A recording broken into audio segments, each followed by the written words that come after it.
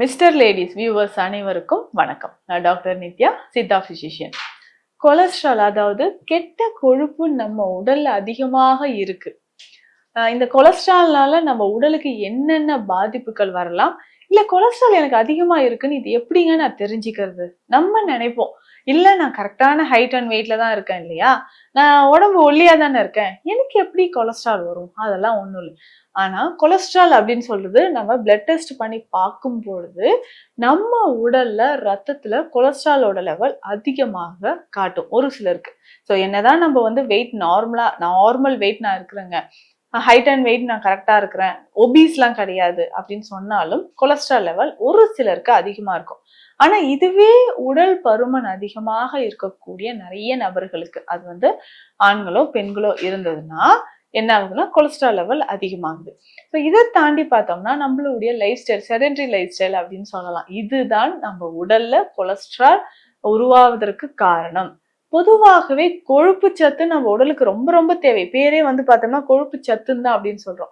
இல்ல அது தேவையில்லை அப்படின்னு கிடையவே கிடையாது. நம்ம என்ன நினைச்சுக்கிறோம்னா, ஐயோ கொழுப்பே உடம்புல இருக்கக்கூடாது, அதனாலதான் இந்த மாதிரி எல்லாம் டயட் நம்ம ஃபாலோ பண்றோம்.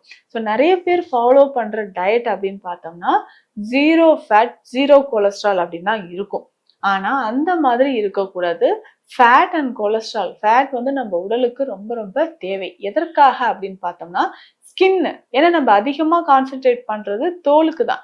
ஸோ சருமம் பொலிவாக, விரிங்கிள்ஸ் சுருக்கங்கள் இல்லாம இருக்கணும் அப்படின்னா அதற்கு கொழுப்பு சத்து ரொம்ப ரொம்ப அவசியம். ஸோ ஒரு சிலருக்கு வந்து பார்ப்போம், என்ன ஃபேஸ் ரொம்ப ட்ரையா இருக்கிற மாதிரி இருக்கு, டயர்டா இருக்கீங்க அப்படின்னு நம்ம சொல்லுவோம். இன்னும் ஒரு சிலருக்கு நல்லா சப்பியா இருக்கீங்க, ஸோ பார்க்கறதுக்கே ஓகே நல்லா இருக்கு, ஃபேஸ்ல வந்து சுருக்கங்கள் இல்லாம இருக்கு அப்படின்னு சொல்லணும்னா ஸோ அவர்கள் உடல்ல கொலஸ்ட்ரால் லெவல் எவ்வளவு இருக்கு அப்படின்றத நம்ம தெரிஞ்சுக்கணும். அப்ப கொலஸ்ட்ரால் லெவலை பேஸ் பண்ணி தான் நம்மளுடைய உடல் ஆரோக்கியமும் இருக்குன்னு சொல்லலாம்.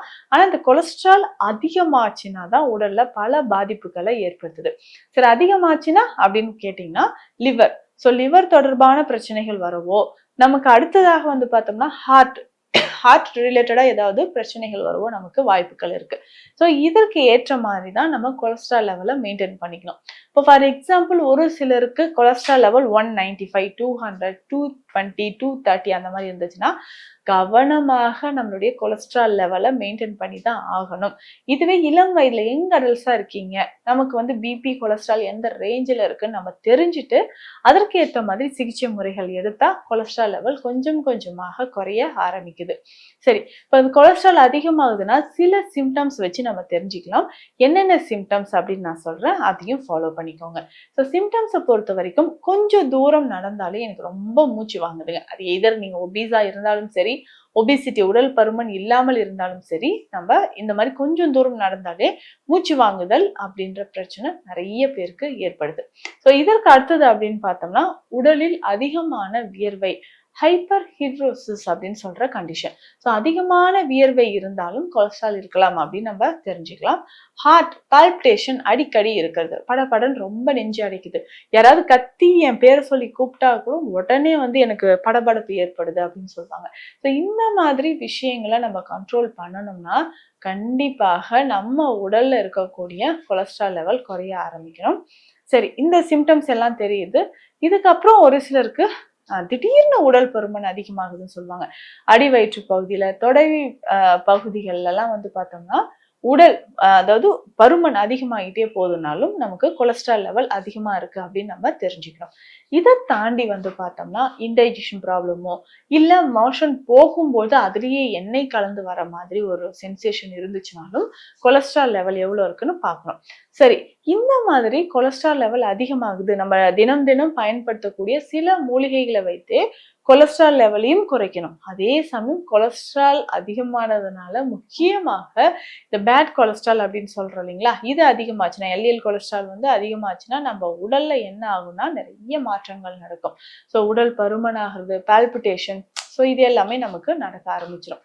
சரி, இது சரி பண்றதுக்கு எளிமையான முறைகள்ல என்னென்ன நம்ம ஃபாலோ பண்ணலாம் அப்படின்னு சொல்றேன். இதற்கு முக்கியமாக தேவை மஞ்சள். ரொம்ப ரொம்ப முக்கியம். எந்த மெடிசன் எடுக்கிறீங்களோ இல்லையோ, இந்த கொலஸ்ட்ரால் லெவலை குறைக்கிறதுக்கு மஞ்சள் ஒரு அருமருந்து அப்படின்னு சொல்லலாம். ஸோ மஞ்சளை வந்து நம்ம எடுத்துக்கணும். இதற்கூட நம்ம என்ன சேர்க்கணும் அப்படின்னு பார்த்தோம்னா மஞ்சளோட கொஞ்சமாக சீரக பொடி, சோம்பு பொடி சேர்த்து கலந்து எடுத்து வச்சிடணும். ஸோ இந்த பொடியை தேன்ல கலந்து ஒரு நாளுக்கு 2 வேளை நம்ம பயன்படுத்தும் போது சிறுநீரகம் தொடர்பான பிரச்சனைகள் நமக்கு குணமாக ஆரம்பிக்கும். இதை தாண்டி பார்த்தோம்னா உடல்ல இருக்கக்கூடிய கொலஸ்ட்ரால் லெவலும் நமக்கு குறைய ஆரம்பிக்கும். அப்போ கொலஸ்ட்ரால் அதிகமான சிறுநீரகங்கள் பிரச்சனை வருமா அப்படின்னு கேட்டீங்கன்னா வருவதற்கான வாய்ப்புகள் இருக்கு. அதற்கு அடுத்தது பார்த்தோம்னா லிவர். ஸோ லிவரும் கொலஸ்ட்ரால்னால பாதிப்பு ஏற்படுறதுக்கு வாய்ப்புகள் இருக்கு. இதை நம்ம ரொம்ப ரொம்ப கவனமா பார்த்துக்கணும். சரி, இந்த கொலஸ்ட்ரால் குறைக்கணும்னா வேறு என்ன வழிமுறைகள் இருக்கு அப்படின்னு பார்த்தோம்னா மஞ்சனத்தி குடிநீர் அப்படின்னு சொல்றோம். ஸோ இந்த மஞ்சனத்தி குடிநீர் அப்படின்னு சொல்லக்கூடிய இந்த விஷயம் நம்ம உடல்ல கொலஸ்ட்ரால் லெவல் அதிகமாகும் போது வரக்கூடியதுதான். ஸோ கொலஸ்ட்ரால் லெவல் அதிகமாச்சுன்னா தொடர்ந்து நமக்கு டைஜஷன்ல இருந்து தலை வலியில இருந்து பிரீத்திங் ட்ரபிள் இதுல இருந்தே நமக்கு நிறைய ரிலீஃப் கிடைக்கும் அப்படின்னு சொல்லலாம். சரி, இதை தாண்டி கொலஸ்ட்ரால் லெவலை குறைக்கிறதுக்கு சிம்பிளா நம்ம வேறு என்ன வழிமுறைகள் இருக்கு அப்படின்னு பார்த்தோம்னா இதற்கு முக்கியமாக பெருஞ்சீரகம் அப்படின்னு சொல்லக்கூடிய சோம்பு ரொம்ப முக்கியம்.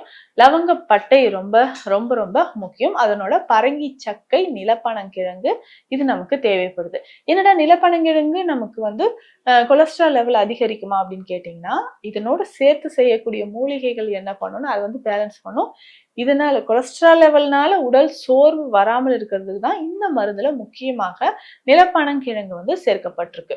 ஸோ இதை நம்ம ஃபாலோ பண்ண இது எல்லாமே பொடி பண்ணி சேர்த்து நம்ம சாப்பிடும்போது நம்ம உடல்ல இருக்கக்கூடிய அதிகப்படியான கொலஸ்ட்ரால் லெவல் கொஞ்சம் கொஞ்சமாக குறைய ஆரம்பிக்கும். ஒரு சிலருக்கு ஹேர் ஃபால் ரொம்ப அதிகமா இருக்கும். ஸோ இதனால கூட இருக்கலாம். ஸோ இதை கண்ட்ரோல் பண்றதுக்கும் அதுக்கேற்ற மருந்து முறைகளை எடுக்கணும். ஸோ கொலஸ்ட்ரால் அப்படின்னு சொல்லக்கூடிய ஒரு விஷயம் நம்ம உடல்ல நிறைய பாதிப்புகள்ல இருந்து நமக்கு வெளிக்கொண்டு வர்றதுக்கு பயன்படுது. இதுலயும் முக்கியமாக இன்னும் சில மூலிகைகள் அப்படின்னு சொன்னோம்னா இந்த வன்னி மரப்பட்டை இருக்கு இல்லைங்களா, இதை பயன்படுத்தலாம். அதுக்கப்புறம் வில்வ மரப்பட்டையை பயன்படுத்தலாம். இந்த 2 மரங்களுமே தெய்வீக ஆற்றல் இருக்கக்கூடியது. மரப்பட்டைகள் முக்கியமா நம்ம பயன்படுத்திட்டு வரோம் நிறைய மருந்துகள்ல.